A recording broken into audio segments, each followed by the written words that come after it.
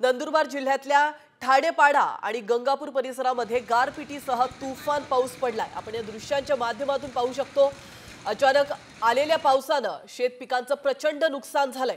शेतकऱ्यांनी लागवड केलेला कांदा पीक भुईसपाट झाल्याचं देखील आपण या दृश्यांच्या माध्यमातून पाहू शकतो। मका पिकांचंही मोठं नुकसान झालंय। वादळी वाऱ्यामुळे अनेक घरांची देखील पडझड झाली आहे आणि काही घरांचे पत्रे देखील उडाले। तर नंदुरबार मधल्या कांदा नुकसानीचा आढावा घेतलाय आमचे प्रतिनिधी सागर निकवडे यांनी।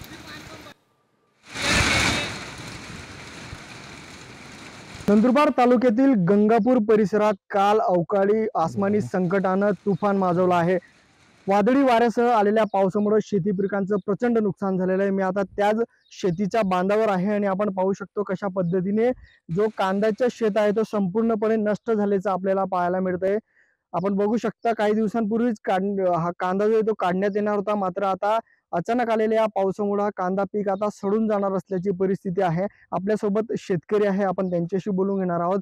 दादा, किती खर्च झालेला होता आपल्या शेतामध्ये कांद्याचा आणि किती उत्पन्न मिळणार होतं, मात्र अचानक हा पाऊस आलेला आहे, किती नुकसान होणार? नुकसान तर 70-80 हजारचा झालेला आहे। म्हणून माझ्याकडे लावण्याचा खर्च आहे 30-40 हजार झालेला आहे। आता काहीच नाही येणार, तुम्हाला थोडाफार भरपाईचे पैसे द्यावे लागेल सरकारला। पूर्णपणे नष्ट झालेल्या अशी परिस्थिती इथं पाहायला मिळते। इथं सरकारकडून लवकरात लवकर भरपाई मिळवून द्यावी अशी मागणी आता शेतकऱ्यांच्या वतीनं करण्यात येत आहे। सागर निकवाडे, साम टीव्ही, नंदुरबार।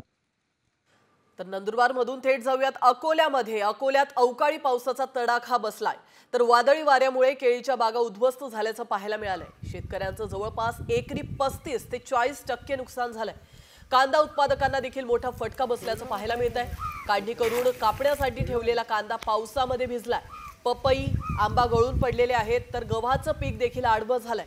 नुकसानग्रस्त शेतकऱ्यांनी पंचनामे करून भरपाई देण्याची मागणी केली आहे।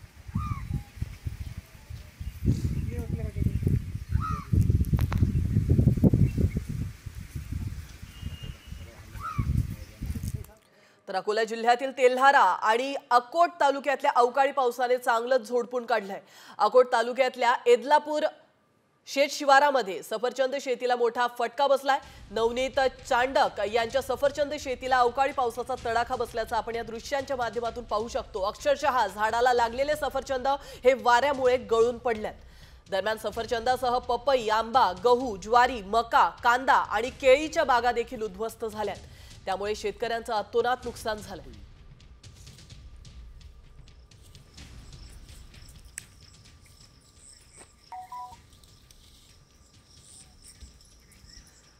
तर दुसरीकडे बुलढाणा जिल्ह्यामध्ये वादळी वाऱ्यासह पावसाने चांगलीच हजेरी लावली आहे। दरम्यान सोसाट्याच्या वाऱ्यामुळे विद्युत पोल देखील कोसळलेत। तर पोल पडल्यामुळे गेल्या 20 तासांपासून शहरातील काही भागात वीज पुरवठा खंडित करण्यात आला। रात्री अचानक आलेल्या अवकाळी पावसामुळे शेतीला देखील मोठ्या प्रमाणात फटका बसल्याचं पाहायला मिळत आहे। मका पिकासह गहू, भाजीपाला आणि कांद्याचं देखील मोठ्या प्रमाणात नुकसान झालंय।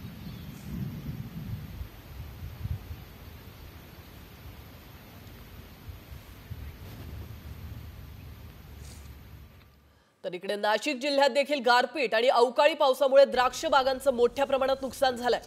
तर माणसावंगी या गावामध्ये बागांमध्ये द्राक्षाचे घड गळून पडलेत। त्यामुळे व्यापाऱ्यांनी आता खरेदीच थांबवली आहे। कवडी मोल भावामध्ये द्राक्ष विकण्याची वेळ शेतकऱ्यांवर आली आहे। बाजारात सध्या द्राक्षाला 65 ते 70 रुपयांचा भाव मिळत होता, मात्र अवकाळी आणि गारपिटीमुळे द्राक्षांची गुणवत्ता ढासळली आहे। परिणामी दरावर मोठा परिणाम झालाय। थेट जाऊयात माणसावंगी या गावामध्ये आणि या ठिकाणी आमचे प्रतिनिधी अभिजित सोनवणे उपस्थित आहेत। त्यांच्याकडून जाणून घेऊयात नेमकं किती नुकसान झालंय। ऐन उन्हाळ्यामध्ये नाशिक जिल्ह्याला अवकाळी पावसानं झोडपून काढलेलं आहे। बरं, अवकाळी एकटा आला नाही तर सोबत गारपीट देखील घेऊन आला आणि त्याचा मोठा फटका नाशिक जिल्ह्यातल्या द्राक्ष बागांना बसलेला आहे। मी आता द्राक्ष बागेमध्ये आहे। 10 ते 15 मिनिटं फुल एकदम गाराचा पाऊस झाला होता, तर नव्हतं झालं। इतका पाऊस झाला का म्हणजे इजाचा कडकडाट खूप होता जोरजोरात आणि फुल पाऊस झाला आणि आता इथे 10 ते 12 लाखाची नुकसान झाली। द्राक्ष मनी पार तर तडकून गेले गारपिटीने। व्यापाऱ्यांनी बाग बंद केलाय। आता या परिस्थितीत करायचं काय भाऊ शेतकऱ्यांनी? काही शासनाकडून आम्हाला काही मदत पाहिजे। आता आम्हाला 70 रुपयाचा भाव होता, 60, 65, 70चा मार्केट होतं 70 रुपयाचं। आता ते पुढचा भाव आता 20 रुपये 25 रुपयांनी द्यावा लागेल कवडी मोल भावात। नाही व्यापाऱ्यांनी घेतला तर बेदाणेवाल्याला द्यावा लागेल, असं काहीतरी करावं लागेल। काल गारपीट झाली आणि त्यामुळे अशा पद्धतीने हे द्राक्षाचे मणी जे आहे ते आता तडकायला सुरुवात झालेली आहे। आणि कॅमेरामॅन प्रवीण काळबांडेसह अभिजित सोनवणे, साम टीव्ही, नाशिक। आणि यानंतर थेट जाऊयात नाशिकच्या बागलाणमध्ये। पावसामुळे कांदा पिकाचं मोठ्या प्रमाणात नुकसान या ठिकाणी झालंय।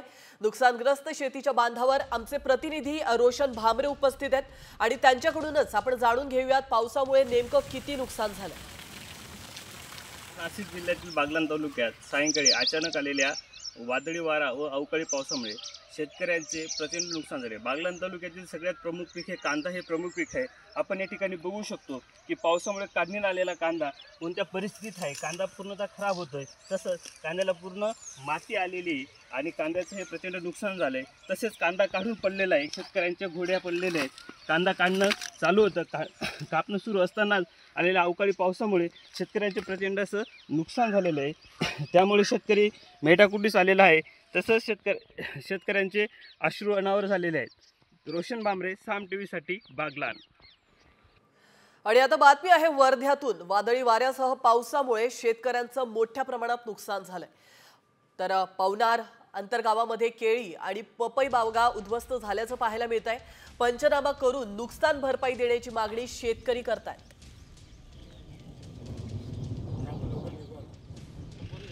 मी याच्यात 1.5 एकरात लावण केली होती या गावरानी पपईची। याला जवळपास झाडाला बनवायला मला 12 महिने लागले। जेव्हा तोडाईला जेव्हा माल आला तेव्हा हे अचानक पाऊस आला आणि माझं पूर्ण नुकसान झालं। याच्यात जवळपास माझं 10 लाखाच्या जवळपास नुकसान झालं। 3 लाख रुपये खर्च झालेला आहे माझावाला। आणि अचानक पावसानं ही हवा आल्याच्यानं माझी पूर्ण झाडं मोडले गेली। जवळपास एका झाडाला 50 ते 60 किलोचा जवळपास माल होता आणि रेट गावरानीचा कमी जवळपास 50 रुपये 25 रुपये किलो चालू होता रोजचा रेट। आणि आता वर्ध्यानंतर सिंधुदुर्गात नेमकी काय परिस्थिती आपण पाहतोय। सिंधुदुर्गात मध्यरात्री गडगडाटासह मोठ्या प्रमाणात पाऊस कोसळला, त्यामुळे अनेक ठिकाणी झाडं कोसळली आहेत। अवकाळी पावसामुळे आंबा आणि काजू बागांना देखील मोठा फटका बसल्याचा आपण या दृश्यांच्या माध्यमातून पाहू शकतो। तर मध्यरात्री झालेल्या पावसामुळे कणकवली, नरडवे या ठिकाणी देखील हापूसची कलम मोडून पडली आहेत। यामुळे तयार झालेला आंबा वाया गेला।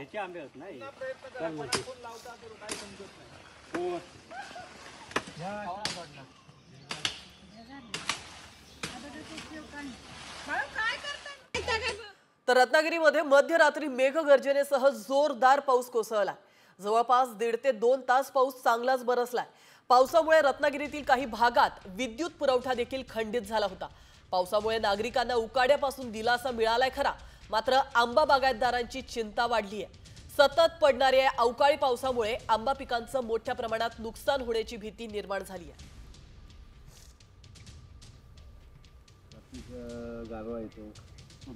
आणि आता बातमी अवकाळी पावसासंदर्भातलीच आहे। राज्यामध्ये पुढील 5 दिवस अवकाळीसह गारपिटीचा इशारा देण्यात आलाय। कोकण, विदर्भ, मराठवाडा, पश्चिम महाराष्ट्र, उत्तर महाराष्ट्रामध्ये गेल्या 2 दिवसांपासून अवकाळीचा तडाखा दिसून येतोय। अनेक ठिकाणी पिकं आडवी झालेली आहेत। आणखी 5 दिवस अवकाळीचं संकट कायम राहणार असल्याचं हवामान विभागानं सांगितलं। तर पावसाचा ऑरेंज अलर्ट आणि येलो अलर्ट नेमका कुठे कुठे देण्यात आलाय आपण पाहूयात ग्राफिक्सच्या माध्यमातून। आपण पाहतोय अकोला, अमरावती, चंद्रपूर या ठिकाणी पावसाचा ऑरेंज अलर्ट देण्यात आलेला आहे। पुढील 5 दिवसांसाठी हा इशारा देण्यात आला।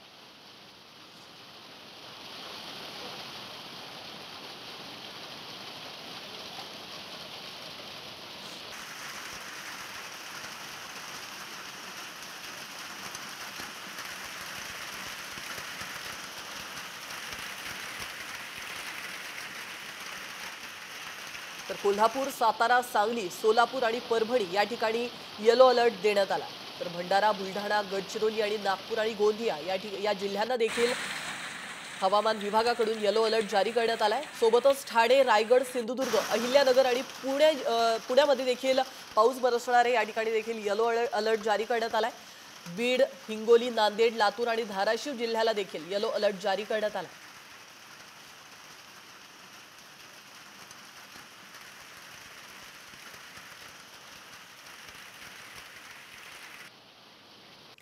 तर आपण पाहतोय राज्यामध्ये एकीकडे अवकाळीचं थैमान सुरू आहे। जालना जिल्ह्यामध्ये पाणी टंचाईचं संकट मात्र घोंघावतंय।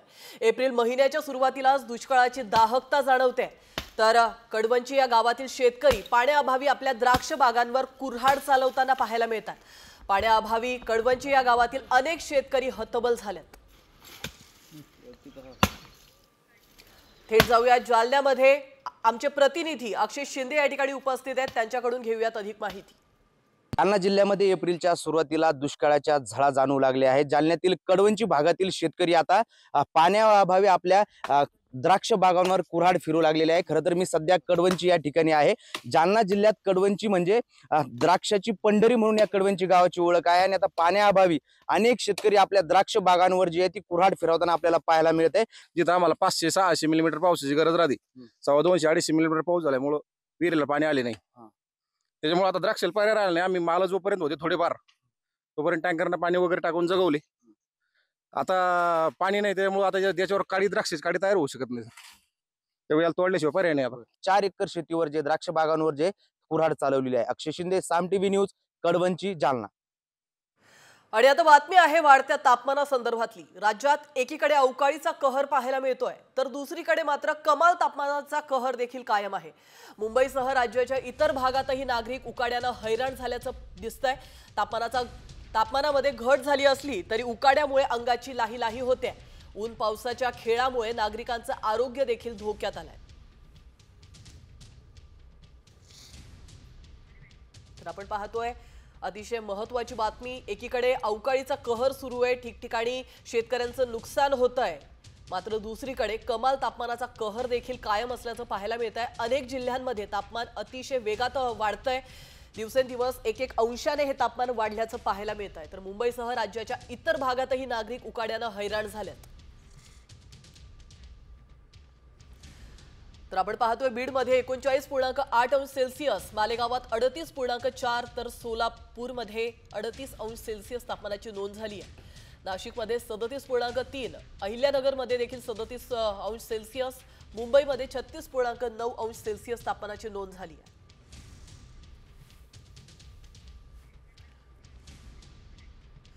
आणि आता वळूयात इतरही काही महत्त्वाच्या बातम्यांकडे। वक्फ विधेयकासंदर्भात घेतलेली भूमिका पक्षाच्या सर्व नेत्यांना मान्य आहे असा दावा उद्धव ठाकरेंनी केलाय। एनडीए सोबत असतो तरीही हीच भूमिका असती असं देखील त्यांनी म्हटलंय। आम्हाला जे पटलं नसतं ते त्याही वेळेला आम्ही मांडलेलं होतं। नोटबंदीच्या वेळेला सुद्धा मी बोललो होतो। त्याही वेळेला आपल्याला लक्षात असेल की मोदीजींचं सरकार आल्या पहिल्यांदा मुंबईतल्या लोकल ट्रेनची दरवाढ झाली होती, मी त्याला विरोध केला होता। आता नोटबंदीमध्ये सुद्धा हे असंच सगळं गाडून टाकलं गेलं होतं की आणि असं होईल त्यांनी तसं होईल। लोकांना वाटलं होतं अरे वा खूप चांगलं होणार, कुठे काय झाले। जर तुम्ही एनडीए मध्ये असता तरी आम्ही हीच भूमिका घेतली असती। आणि आता वळूयात एका राजकीय बातमीकडे। ऑपरेशन टायगरची पुन्हा एकदा चर्चा सुरू झाली आहे। वक्फ विधेयकाविरोधात मतदान करावं लागल्यानं ठाकरे गटाच्या अनेक खासदारांना धक्का बसलाय असा दावा खासदार श्रीकांत शिंदे यांनी केलाय। तर यामुळे ठाकरे गटाला खिंडार पडणार असल्यानं काही जण उद्या पक्षांतर करणार असल्याचा दावा भाजप प्रदेशाध्यक्ष चंद्रशेखर बावनकुळे यांनी केलाय। उबाटाच्या खासदारांमध्ये आम्हाला ते बोलत होते की आम्हाला तर फॉरमध्ये मतदान करायचं आहे। आमची इच्छा तर खूप आहे की या बिलाला सपोर्ट केलं पाहिजे। हा बिल जो आहे हा बिल कुठल्याही धर्माच्या विरोधामध्ये नाही आहे। 100% त्यांचं मन होतं की मतदान केलं पाहिजे करून आपण एकतर मतदान केलं पाहिजे वक्फच्या बिलच्या समर्थनामध्ये किंवा वॉकआउट जास्तीत जास्त करायला पाहिजे। पण त्यांच्या मनाच्या विरोधामध्ये जाऊन जे आहे हे काही लोकांचं लागून चालन आणि त्याचबरोबर काँग्रेसवाले काय बोलतील। आज तर इकडचे ना इधर के ना उधर के अशी परिस्थिती जी आहे ही उबाटाची झाली। हिंदुत्ववादी जे कार्यकर्ते आहे महाराष्ट्रातले जे उद्धव ठाकरेंच्या शिवसेनेत आहे ते शिवसेना सोडण्याच्या मानसिकतेत आले आहे। मला सकाळपासून कालही आताही एक मेसेज आला आहे की उद्या मला पक्षप्रवेश करायचे आहे, तर मी मंगळवारी पक्षप्रवेश घेणार आहे। पण उद्धव ठाकरेंच्या शिवसेनेतले लोक आता या भूमिकेमुळे अस्वस्थ आहे। आणि आता बातमी आहे उद्धव ठाकरे यांनी अमित शहा यांच्यावर केलेल्या घणाघाती टीकेसंदर्भातली। अमित शहांनी जिन्नांना लाजवेल इतकी मुस्लिमांची बाजू घेतली। भाजपनं हिंदुत्व सोडलं का? आमचं विधेयकाला नव्हे तर भ्रष्टाचाराला विरोध असल्याचा घणाघात शिवसेना ठाकरे गटाचे प्रमुख उद्धव ठाकरे यांनी केलाय। भाजपच्या ढोंगीपणाला विरोध असल्याची टीका देखील त्यांनी केली आहे।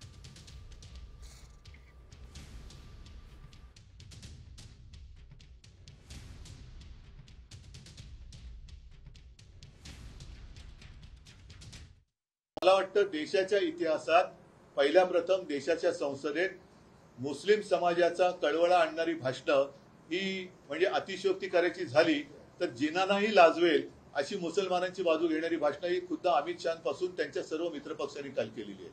मग हे बिल नेमकं मुस्लिमांच्या विरोधात आहे का मुस्लिमांच्या बाजूने आहे?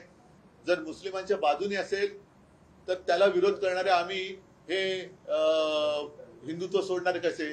कारण मुसलमानांची ज्या पद्धतीने तुम्ही काल बाजू मांडले की गरीब मुसलमान को ये होगा, मुस्लिम महिलाओं को ये करेंगे, अमुक करेंगे, तमुक करेंगे, मग हिंदुत्व आम्ही सोडलं का तुम्ही सोडलं? की आज सुद्धा मी भारतीय जनता पक्षाला पहिलं पाहिजे आवाहन करतो, नाही तर आव्हान देतो की तुम्ही जर का खरोखर एवढे हिंदुत्व करत असाल आणि तुम्हाला मुसलमानांचा जर का तिटकारा असेल तर परत एकदा सांगतो की तुम्ही तुमच्या झेंड्यावरचा हिरवा रंग काढा आणि न पेक्षा ही जुमलेबाजी बंद करा. आम्ही बिलाला विरोध करण्यापेक्षा यांच्या ढोंगाला आणि त्याच्यानंतर या जमिनी बळकावून यांच्या व्यापारी मित्रांना ते जे काही देणार आहेत त्या भ्रष्टाचाराला विरोध केलेला आहे. तर दुसरीकडे लोकसभेत वक्फ विधेयकावर मतदानावेळी ठाकरे गटाचा एक खासदार गैरहजर होता. नागेश पाटील आष्टीकर हे गैरहजर असल्याने ते नाराज आहेत का अशा चर्चा रंगल्या. मात्र आष्टीकर आजारी होते म्हणून मतदानाला गैरहजर होते असा दावा संजय राऊतांनी केला.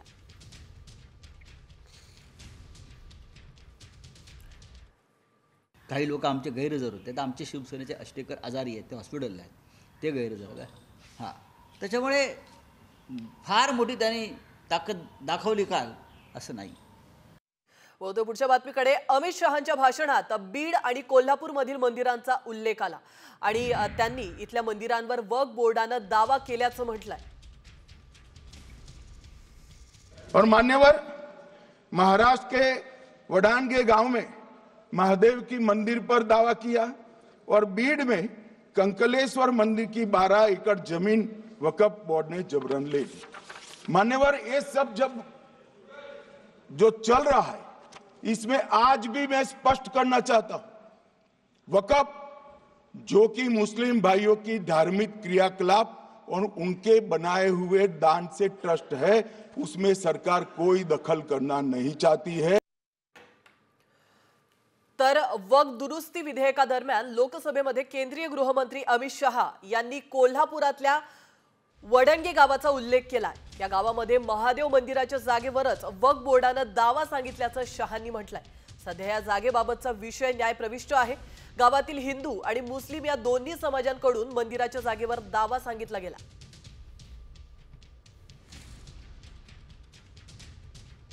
गृहमंत्री अमित शहा यांनी काल संसदेमध्ये वक्फ बोर्ड संदर्भात विधेयक मांडत असताना कोल्हापुरातल्या वडणगे गावाचा उल्लेख केला आणि या गावात असणाऱ्या जमिनी संदर्भात उल्लेख केला. स्थानिक ग्रामस्थ आहेत आपल्यासोबत, आपण त्यांच्याशी बातचीत करणार आहोत की नेमकं हे प्रकरण काय आहे आणि यातली सत्यता काय आहे. त्यांच्यापर्यंत जी माहिती पोहोचवली गेली ती चुकीच्या पद्धतीने पोहोचवली गेलेली आहे आणि त्यांनी जो संसदेमध्ये जो मुद्दा उपस्थित केला आहे फॉर एक्झाम्पल म्हणून केलेला आहे. कारण जे विधेयक वक्फ बोर्डाच्या बाबतीत जे पास करायचं चाललेलं आहे तर त्यांनी त्यामध्ये सांगितलं की कशाप्रकारे वक्फ बोर्ड प्रॉपर्टी हडप करतं, तर त्याचं एक उदाहरण वडणगे गावातलं म्हणून त्यांनी दिलेलं आहे. पण ही सत्यता नाही आहे. सिटी सर्वे नंबर मंदिराचा सिटी नंबर वेगळा आहे आणि मुस्लिम समाजाचा हा सिटी सर्वे नंबर वेगळा आहे. हा 89 हा वक्फ झालेला आहे, पण तो वक्फ झाल्यास त्याच्यावरती अपील आमचं पेंडिंग आहे. त्यामुळं हा जो त्यांनी जो मुद्दा तिथे घेतला आहे तो पूर्णतः चुकीचा त्यांनी घेतलेला आहे. त्यांना चुकीची माहिती पुरवल्यामुळं त्यांनी तो मुद्दा फॉर एक्झाम्पल म्हणून घेतलेला आहे. अमित शहांचं म्हणणं अगदी बरोबर आहे. त्यांच्याकडे पूर्ण बरोबर माहिती पोहोचलेली आहे. हे महादेव मंदिर आहे, इथं याची यात्रा भरते. हे बांधकाम वगैरे कधीच नव्हतं पूर्वी, हे बांधकाम कधीच नव्हतं. इथे जे आहे ते हे ग्रामपंचायतीची परमिशन न घेता बांधलेलं आहे. ह्याच्याशी कुठली ग्रामपंचायतीची परमिशन नाही आहे.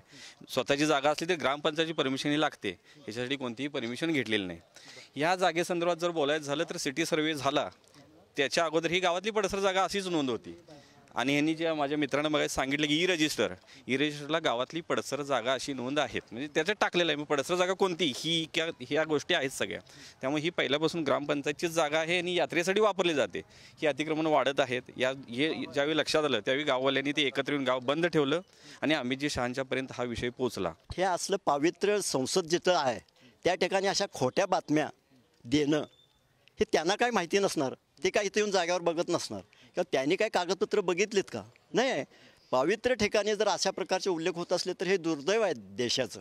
कॅमेरामॅन सचिन सावंत सोबत मी रणजित माजगावकर, साम TV, वडणगे, कोल्हापूर. बीडमधील कंकालेश्वर मंदिराच्या जागेवर वक्फनं अतिक्रमण केल्याचा दावा अमित शहांनी केला. मंदिराची 12 एकर जमीन वक्फ बोर्डानं जबरदस्तीनं ताब्यात घेतल्याचंही त्यांनी म्हटलंय. लोकसभेतील वक्फ सुधारणा विधेयकावर ते बोलत होते. तर कंकालेश्वर मंदिर परिसरातून आढावा घेण्यात आलेला आहे आणि पुजाऱ्यांची चर्चा केलेली आहे आमचे प्रतिनिधी योगेश काशीद यांनी. देशाच्या संसदेत वक्फ बोर्डाचे सुधारणा विधेयक चर्चिले गेले असता बीडच्या कंकालेश्वर येथील 12 एकर जमिनीचा उल्लेख देशाचे केंद्रीय गृहमंत्री अमित शहा यांनी केला आणि हेच ते मंदिर आहे ज्या मंदिराचा उल्लेख आणि त्याच्या 12 एकर जमिनीचा उल्लेख काल केंद्रीय गृहमंत्री अमित शहा यांनी केला. ट्रस्टच्या अध्यक्षांनी रणजित सिंह झुंबरसिंह चव्हाणांनी 30 लाख रुपये करणे अशी जमीन विकलेली आहे आणि त्याच्यावर मुसलमान लोक अतिक्रमण करून बसलेत. त्यांनी विकून टाकली आणि नंतर त्यांनी अवकापचं नाव टाकून दिलेलं आहे. कारण अवकापचं नाव टाकले कुणी काढत नाही आणि त्यांनी जमीन विकलेली आणि मॅटर आमचं चालू आहे. आम्ही जर त्यांना विकू दिली जमीन तर पुजारी येत नाही, विकून दिली तर पुजारी नाही म्हणून त्यांनी असं दादागिरी करू लागलेत आणि आम्हाला हाणा मारायच्या धमक्या दिल्यात. आम्ही 25 तारखेला ह्या महिन्यात मागच्या महिन्यात 25 तारखेला आणि 3 तारखेला 28 तारखेला आम्ही SP ऑफिसला निवेदन दिलेलं आहे आणि ते निवेदन दिलं तरी आमच्याकडे कोणी पोलीस चौकशी करायला आलं नाही, काही नाही. फक्त काल ॲडिशनल SPनी मला फोन केला होता, म्हणजे तुम्ही 4च्या नंतर टाईम दिलेला आहे, तुम्ही भेटायला या. आणि सगळी जमीन नियमाने अमित शहाने चांगलं काम केलेलं आहे. आता ही जमीन आम्हाला अमित शहामुळे आम्हाला वाटतं ही जमीन आम्हाला भेटण्याची शक्यता आहे आणि इथलच्या जे धर्मदायकमध्ये चालू आहे मॅटर हे तिथं लक्ष देत नाही कोणी, काही नाही. सगळे विकले गेलेले लोक आहेत. त्यामुळे हे कसं आहे, हे प्रकरण सगळं हिंदू समितीने आणि लोकांनी लक्ष देऊन ही जमीन मंदिराला भेटली पाहिजे, ही माझी इच्छा आहे. साम टीव्हीसाठी योगेश काशीद, बीड. तर वक्फ सुधारणा विधेयकावरून संजय राऊत यांनी सरकारवर गंभीर आरोप केलेत. वक्फच्या जमिनींवर सरकारचा डोळा आहे आणि मुंबईतील जमिनींचा आधीच सौदा झालेला आहे. त्याला कायदेशीर मान्यता देण्यासाठीच घाईघाईत हे विधेयक पास करण्यात आलं असा घणाघात संजय राऊत यांनी केला आहे.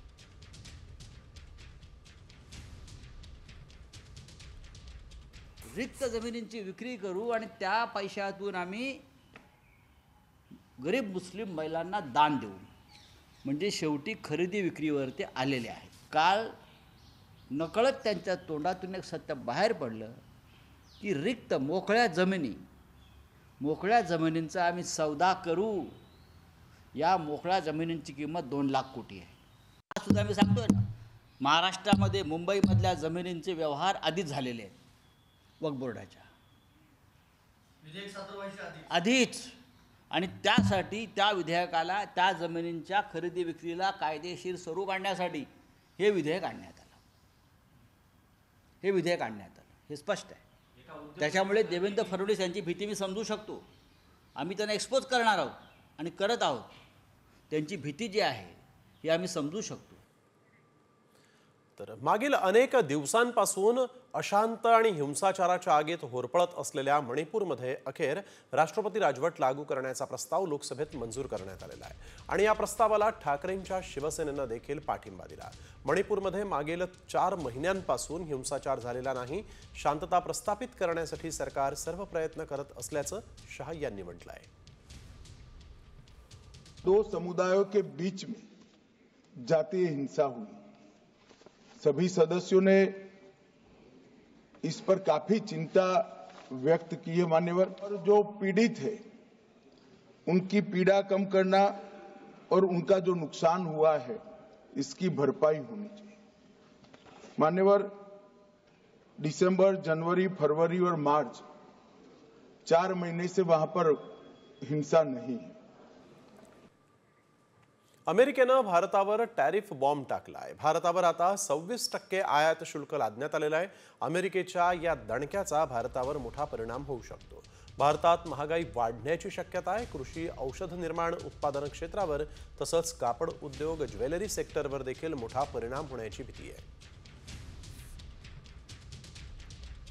ऑटो इंडस्ट्रीला सर्वाधिक झटका आहे. अमेरिकेतील विक्रीवर परिणाम होणार आहे.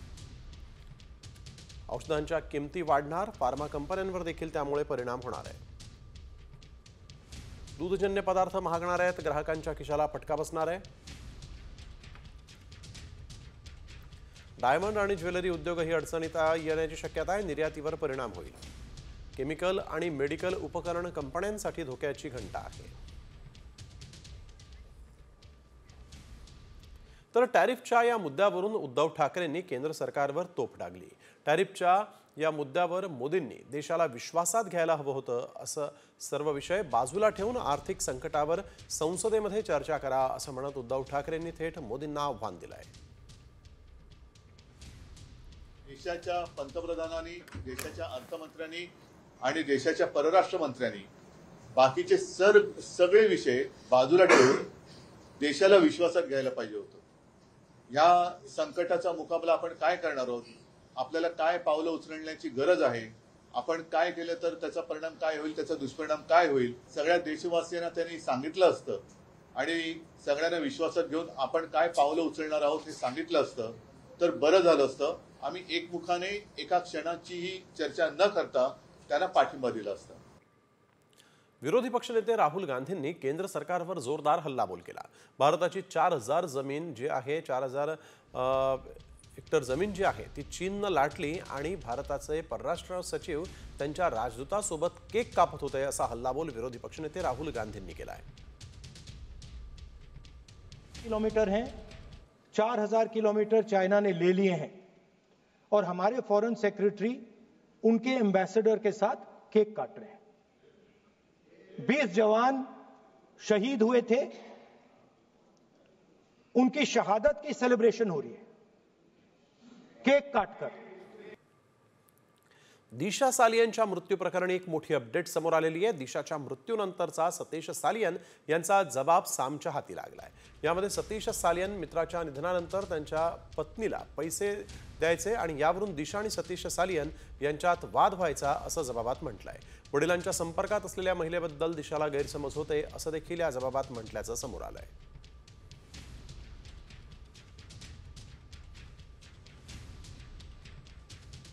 जळगाव महापालिकेतील गंभीर प्रकार उघडकीस आला। तब्बल 43 बोगस दाखल्यांवर तहसीलदारांच्या बनावट सह्या मारल्याचा धक्कादायक प्रकार घडलेला आहे।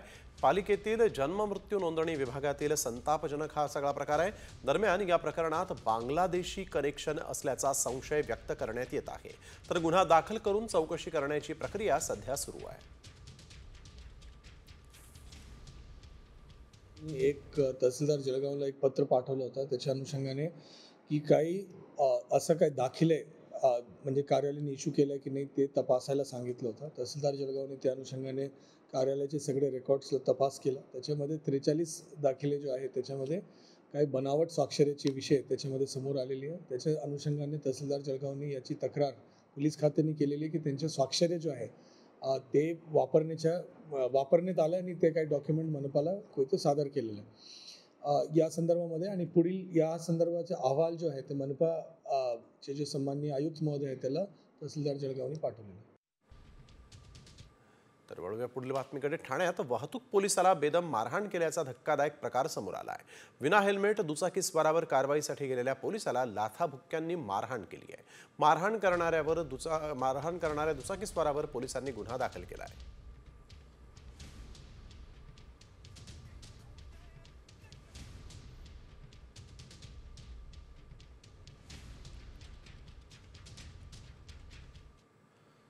वळूया पुढील बातमीकडे। बंदुकीचा धाक दाखवून सराफ दुकानावर दरोडा घालण्यात आलेला आहे। नागपूरच्या पिपळा भागात धक्कादायक घटना घडलेली आहे। सराफ दुकानातून 1 किलो सोनं 15 किलो चांदी घेऊन दरोडेखोर फरार झाल्याची माहिती मिळते आहे। तर यात धक्कादायक बाब म्हणजे यापूर्वी देखील याच दुकानावर 2 वेळा अशाच प्रकारचा दरोडा पडला होता आणि त्यामुळे दुकान मालक सध्या भीतीच्या वातावरणात आहे।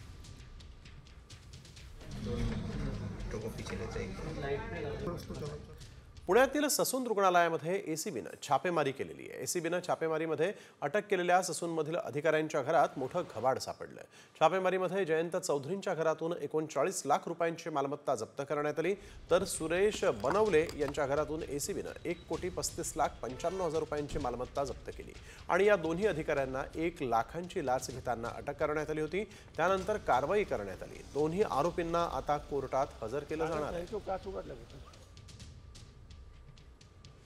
ससूनच्या अधिकाऱ्याच्या घरात हे सगळं घबाड सापडलं होतं। अटक केलेल्या जयंत चौधरींच्या घरामध्ये 39 लाख रुपये रोख सापडले होते, तर सुरेश बनवलेंच्या घरातून 1,35,00,000। सागर आव्हाड आमचे प्रतिनिधी आपल्यासोबत यावेळेस फोन लाईनवरून जोडले गेलेले आहेत। सागर, काय अधिकची माहिती? हे घबाड सापडलं होतं, या अटक केलेल्या अधिकाऱ्यांच्या घरावर आता छापाही पडलाय। नक्कीच ससूनमध्ये काल अँटी करप्शनने कारवाई केलेली आहे. यामध्ये जो अधीक्षक आहे बिनवले याच्या घरामध्ये 1 कोटीचं घबाड सापडलेलं आहे आणि त्याचबरोबर जो क्लार्क आहे चौधरी त्याच्या घरामध्ये 39 लाख रुपयाचं काही सोनं आणि काही वस्तू ज्या आहेत त्या सापडलेल्या आहेत. एसीबीची कारवाई दोघांनाही आता कोर्टामध्ये हजर केलं जाणार आहे. आणि आपण जर बघितलं तर ससूनमध्ये असणाऱ्या अधीक्षकाकडे जर 1 कोटीचं घबाड मिळू शकतं तर त्याने आतापर्यंत किती मोठा भ्रष्टाचार जो आहे तो ससून हॉस्पिटलमध्ये केला असेल. मात्र त्याला वर्ध हस्त कुणाचा आहे हेही एसीबीला आता शोधावं लागणार आहे. त्यामुळे आता कोर्टासमोर या दोघांनाही हजर आता केलं जाणार आहे. किती दिवसाची पोलीस कोठडी एसीबी मागते हे पाहणं. बिलकुल, धन्यवाद सागर आपण दिलेल्या सविस्तर माहितीसाठी. तर आपण बघतोय अटक केलेल्या अधिकाऱ्यांच्या घरावर छापा पडला आणि त्यामध्ये हे घबाड सापडलेलं आहे. या अधिकाऱ्यांच्याकडे इतके रोख रक्कम आली तरी कुठून असा प्रश्न या निमित्तानं उपस्थित झाला आहे. आता बातमी अपघाताची. अंबरनाथमध्ये ओला चालकाचा कारवरील ताबा सुटला आणि मोठा अपघात झाला. भरधाव कारनं 4 ते 5 गाड्यांना जोरदार धडक दिली. यावेळेस ओला चालकाला स्थानिकांनी बेदम चोपही दिलाय. अपघात सीसीटीव्ही मध्ये देखील कैद झाला आहे.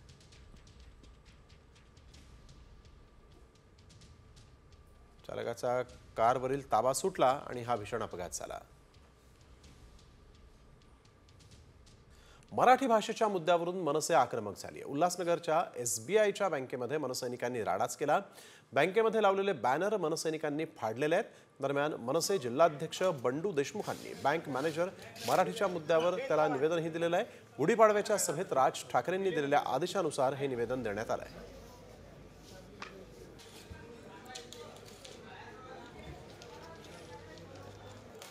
घराच्या नोंदणीसाठी वारंवार तहसील कार्यालयाचे धक्के आता मात्र थांबणार आहेत. बऱ्याच वेळा लोकांना अनेक तास या कार्यालयांमध्ये ताटकळत बसावं लागतं.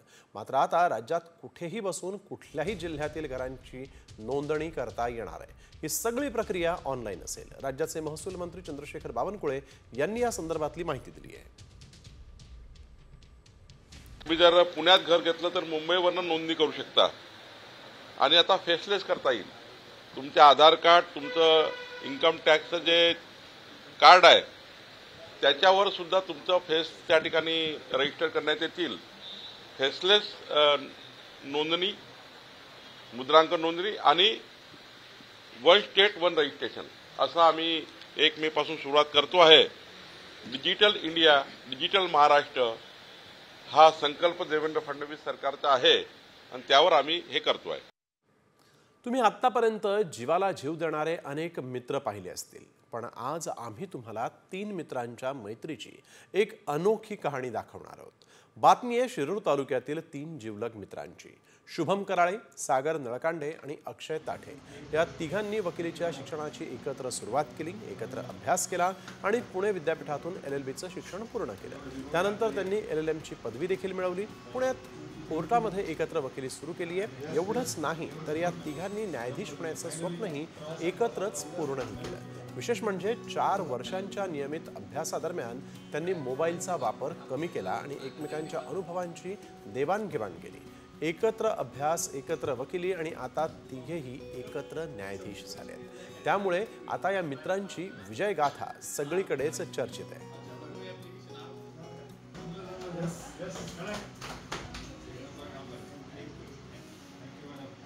शुभम कराळे, सागर नळकांडे आणि अक्षय ताठे यांच्या यशाबद्दल जाणून घेतलंय आमचे प्रतिनिधी रोहिदास घाडगे यांनी. मैत्री आणि त्या मैत्रीची मेहनत आणि त्यातून मिळालेलं यश, या शिरूर तालुक्यातील 3 मित्रांना आज मैत्रीच्या आणि मेहनतीतून मिळालेलं हे यश आहे.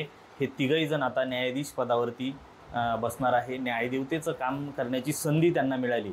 मात्र ही संधी मिळत असताना त्यांची मैत्रीची दुनियादारी याला कुठंतरी प्रोत्साहन देणारी होती. आपल्यासोबत सागर आहे. सर, मुळात सर जी स्पर्धा परीक्षा आहेत त्या एकदम चिकाटीची आणि जिद्दीची गोष्ट आहे. म्हणजे जर एवढा सातत्याने अभ्यास करायचा म्हटलं तर कुणीतरी आपल्याला प्रोत्साहन द्यायला पाहिजे. कधी कधी असाही काळ येतो की माणूस डिमोटिवेट होतो. त्यावेळी अशावेळी सर जे आमचे मित्र आहेत त्यांनी आम्हाला आम्ही एकमेकांना वारंवार प्रोत्साहन दिलं आणि सर त्यामुळे सर हे आज यश घडून आलं आणि याचं सर पूर्ण श्रेय मी आमच्या मैत्रिणीला देतो. सर, आम्ही तिघांनी पण ज्यावेळी अभ्यासाला सुरुवात केली त्यावेळी असं ठरवलं होतं की आपण सगळे सोशल मीडियाचे जे अकाउंट आहेत ते बंद करायचे.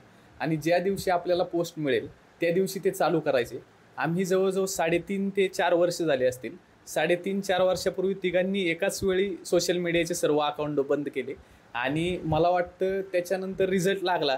त्याच्या दुसऱ्या दिवशी आम्ही सगळ्यांनी पहिली पोस्ट आम्ही जज झालो ही टाकली होती.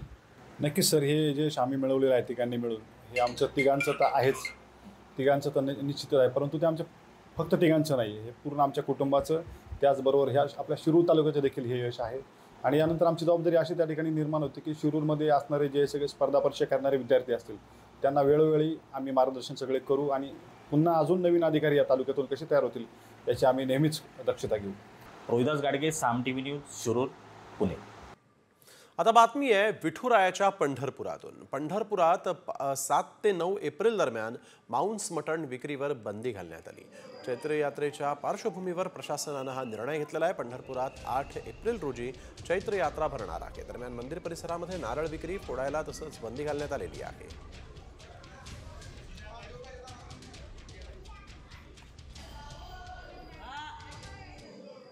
चैत्रोत्सवात सप्तशृंगी देवीचे 24 तास दर्शन मिळणार आहे. सप्तशृंगी देवीचा चैत्रोत्सव 5 ते 12 एप्रिलपर्यंत होणार आहे.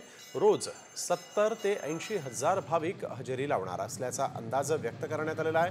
भाविकांना मंदिरामध्ये सोडण्यासाठी 15 रांगांचं नियोजन करण्यात आलेलं आहे. ट्रस्टनं भक्तांच्या सुरक्षिततेसाठी अपघाती विमा देखील उतरवला आहे. गडावर खासगी वाहनांना प्रवेश बंदी करण्यात आलेली आहे.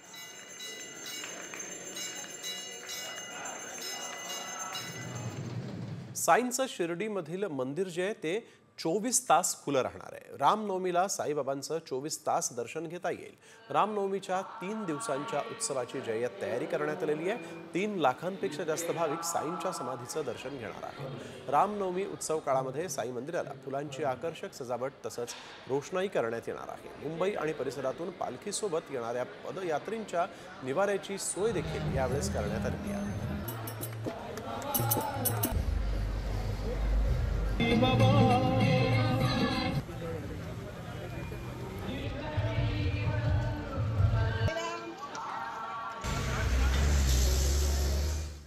आणि आता पाहूयात इतरही महत्त्वाच्या बातम्या टॉप 50 मध्ये. दिशाच्या मृत्यूनंतरचा सतीश सालियन यांचा जबाब सामच्या हाती लागलेला आहे. यामध्ये सतीश सालियन मित्राच्या निधनानंतर त्याच्या पत्नीला पैसे द्यायचे आणि यावरून दिशा आणि सतीश सालियन यांच्यामध्ये वाद व्हायचा असं जबाबात म्हटलेलं आहे. वडिलांच्या संपर्कात असलेल्या महिलेबद्दल दिशाला गैरसमज होते असं देखील या जबाबामध्ये त्यांनी म्हटलं आहे. दिल्लीच्या आंबेडकर नगर परिसरामध्ये बर्निंग कारचा थरार पाहायला मिळाला. एका कारला अचानक आग लागली. आग लागल्यानंतर मोठा स्फोट झाला. कार चालकाने वेळीच उडी मारल्यामुळे त्याचा जीव वाचला. त्याचा व्हिडिओ आता व्हायरल झाला आहे.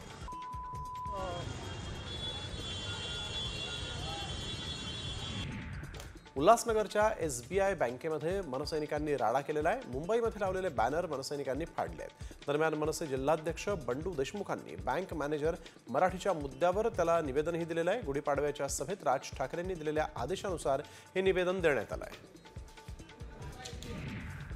पोस्टाचा कारभार हा देखील मराठीमध्ये व्हावा अशी मागणी आता मनसेने केलेली आहे. मनसेचे पदाधिकारी स्वप्नील महिंद्रकर यांच्या वतीनं ठाण्यातील मानपाड्याच्या पोस्ट ऑफिसमध्ये या संदर्भात निवेदन देण्यात आलं.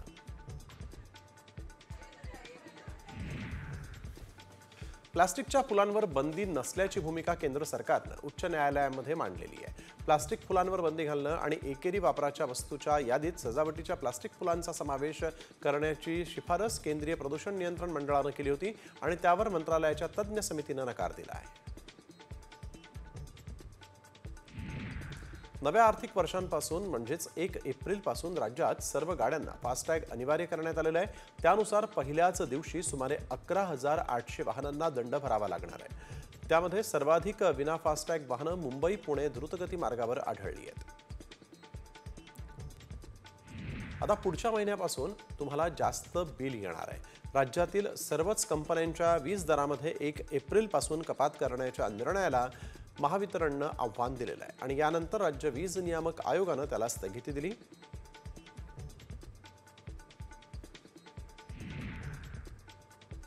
सुप्रीम कोर्टाचे विद्यमान 33 न्यायाधीश आपली संपत्ती जाहीर करणार आहेत. सुप्रीम कोर्टाच्या वेबसाईटवर त्यांची मालमत्ता जाहीर केली जाणार आहे.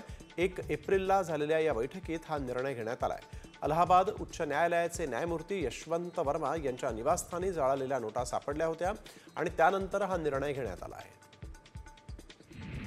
पुणे मेट्रोची प्रवासी संख्या गेल्या 3 महिन्यांमध्ये घटली आहे. पुणे मेट्रोचा पहिला टप्पा पूर्ण होऊन संपूर्ण 33 किलोमीटर मार्गावर मेट्रो सेवा सुरू झाली असली तरी अपेक्षित वेगानं प्रवासी संख्या वाढताना दिसत नाही. प्रवाशांना मेट्रो स्थानकापर्यंत सहज जाता यावं यासाठी मेट्रो विशेष प्रयत्न करण्याची गरज आहे. मिठी नदी कंत्राट घोटाळ्यामध्ये आतापर्यंत 10 कंत्राटदारांची चौकशी करण्यात आलेली आहे. आर्थिक गुन्हे शाखेच्या विशेष तपास पथकानं आता चौकशीला सुरुवात केली आहे. मिठी नदीच्या गाळ काढण्याच्या प्रकल्पातील कथित अनियमितता आणि निधीच्या कथित गैरवापराबाबत चौकशी होत आहे. सोलापुरात कृषी उत्पन्न बाजार समितीच्या निवडणुकीसाठी म्हणून 439 अर्ज दाखल झालेत आणि त्यापैकी 41 अर्ज अपात्र ठरवण्यात आलेत. तसंच उमेदवारी अर्ज मागे घेण्यासाठी 16 एप्रिलपर्यंत मुदत देण्यात आली आहे.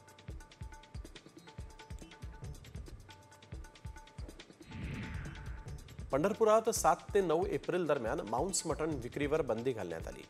चैत्र यात्रेच्या पार्श्वभूमीवर प्रशासनानं हा निर्णय घेतलेला आहे. पंढरपुरात 8 एप्रिल रोजी चैत्र यात्रा भरणार आहे. दरम्यान मंदिर परिसरामध्ये नारळ विक्री तसंच नारळ फोडायला देखील बंदी घालण्यात आलेली आहे. साईंचं शिर्डीमधील मंदिर 24 तास खुलं राहणार आहे. रामनवमीला साईबाबांचं 24 तास दर्शन घेता येईल. रामनवमीच्या 3 दिवसांच्या उत्सवाची जय्यत तयारी झालेली आहे. रामनवमी उत्सव काळामध्ये साई मंदिराला आकर्षक फुलांची सजावट होणार आहे. तसंच रोषणाई देखील करण्यात येईल. मुंबई आणि परिसरातून पालखीसोबत येणाऱ्या पदयात्रींच्या निवाऱ्याची सोय देखील करण्यात आलेली आहे. चैत्रोत्सवामध्ये सप्तशृंगी देवीचे 24 तास दर्शन मिळणार आहे. सप्तशृंगी देवीचा चैत्रोत्सव 5 ते 10 एप्रिलपर्यंत होणार आहे. तसंच प्रश्न भक्तांच्या सुरक्षिततेसाठी अपघाती विमाही उतरवलेला आहे. गडावर खासगी वाहनांना या काळामध्ये प्रवेश बंदी करण्यात आली आहे. अमेरिकेनं भारतावर टेरिफ बॉम्ब टाकलाय. भारतावर आता 26% इतका आयात शुल्क लादण्यात आलेला आहे. अमेरिकेच्या या दणक्याचा भारतावर मोठा परिणाम होऊ शकतो. भारतात महागाई वाढण्याची शक्यता आहे. कृषी, औषध निर्माण, उत्पादन क्षेत्रावर तसंच कापड उद्योग, ज्वेलरी सेक्टरवर देखील मोठा परिणाम होण्याची भीती आहे.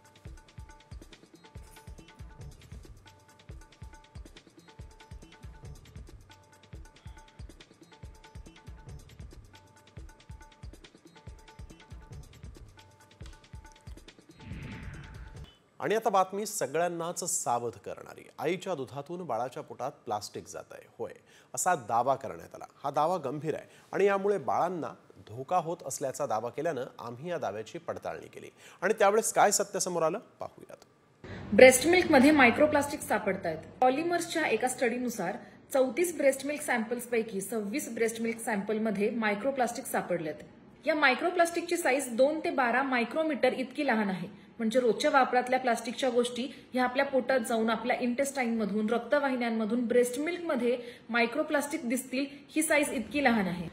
हा दावा धक्कादायक आहे.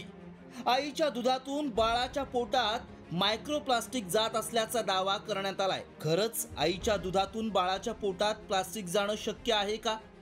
दुधातून प्लास्टिक पोटात गेल्यास बाळावर काय परिणाम होतात? आईच्या दुधात प्लास्टिक.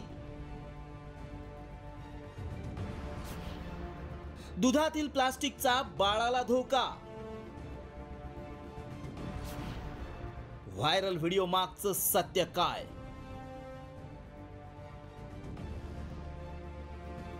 व्हायरल व्हिडिओत केलेला दावा अतिशय गंभीर आहे. कारण चिमुकल्या बाळाच्या आरोग्याचा हा प्रश्न आहे.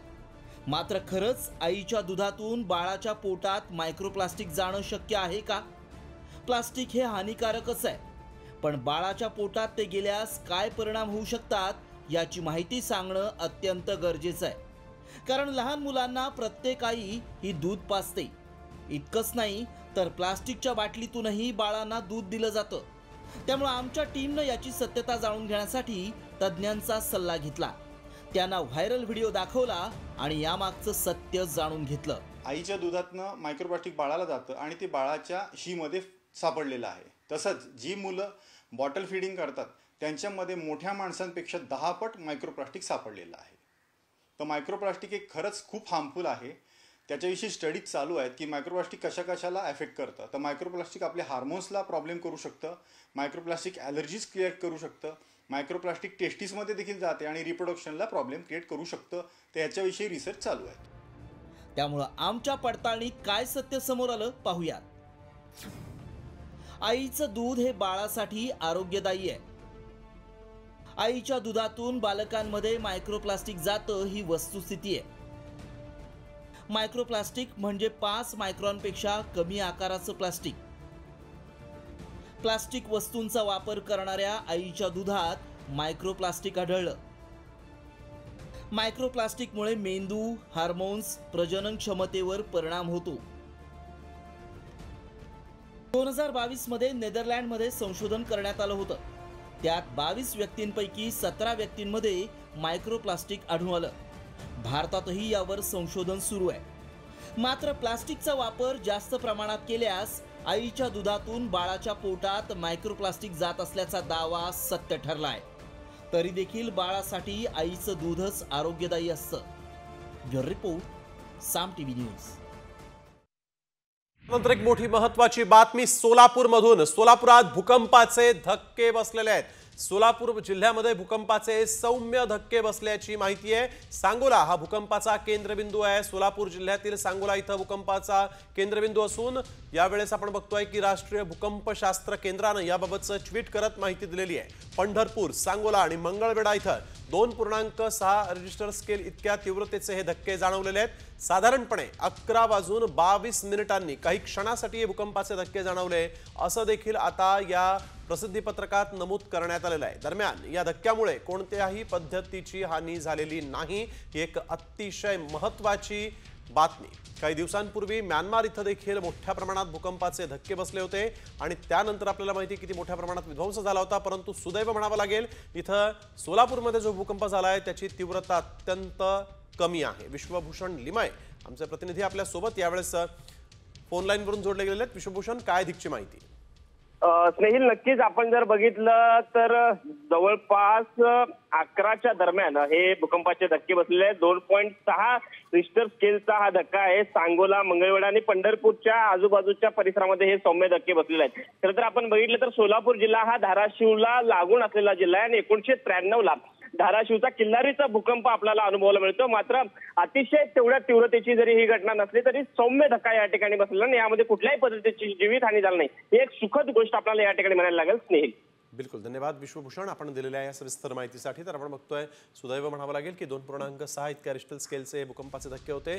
धक्के जाणवलेले आहेत परंतु त्यामुळे कुठलंच नुकसान पंढरपूर, सांगोला, मंगळवेढ्यात झालेलं नाही.